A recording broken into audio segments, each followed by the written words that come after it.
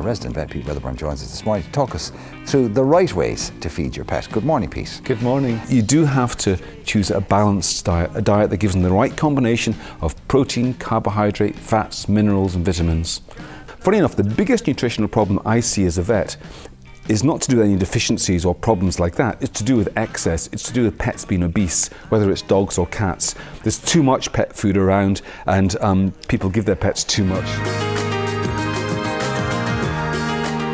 Instead of a dog or a cat, they choose a rabbit, and the rabbit lives in the house and becomes part of their family. So basically the rabbit hops around the place during the daytime while they're out at work, and they come back and the rabbit hops on the sofa and sits beside them like this.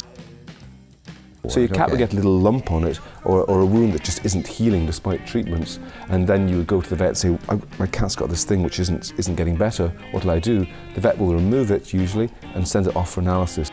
That doesn't mean people should worry about their own cats, really not at all. You know, cats are great pets.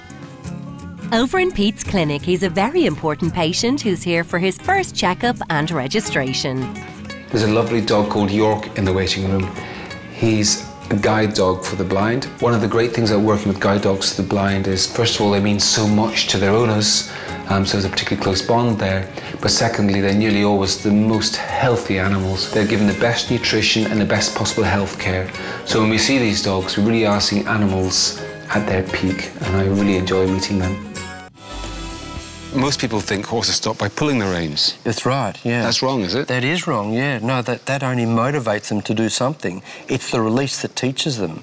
Okay. So that also teaches them all the wrong behaviours. You're saying that these bad or naughty horses are more actually horses that have just been trained incorrectly? Exactly, yeah. And can you retrain them so that they become good horses? Yeah, you can.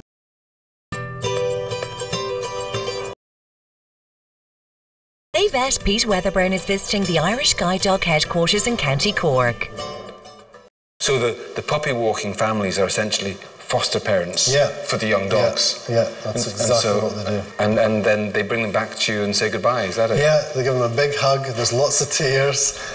We've got people, so they understand it, but you can imagine it's like sending your child off to boarding school. Who do we have here? It's a little fella called Basil. Basil, I worked with somebody called Basil once, slightly bigger than this. Basil was in Pete's for a small operation on his ear. He's got a little tumour. Right. All right. And we didn't want to have to operate on this. We've left it go a little bit because we'd hoped that it might just stay at a small size. Yeah. But it's actually got quite big now. It's got to the stage where it's ulcerating and where the surface is bleeding a little bit. Yeah, I can see that. Okay, it's cute. Look at the teeth. How are you doing, Basil? As I'd hoped, the tumour had a small stalk on it, so I was able to nip through the stalk, and then I just had to place 3 very, very fine sutures to close that incision. But the anaesthetic went very smoothly, there was minimal blood loss, and I'm hoping he's going to heal up very well. Basil will take about 10 days to fully get over this operation. At the end of that time, the wound should have stuck together very nicely, and he can return to running in his hamster wheel. What we just need to do is to put another support on so the foot is held in the right position. Like a splint or something? Another splint. As the weeks go by, it'll gradually get more and more upright. And so by the time he's maybe 3 months of age, he'll be running around just like a normal puppy. Where do you think we are at the moment in terms of how we understand dog breeding and how we are buying dogs?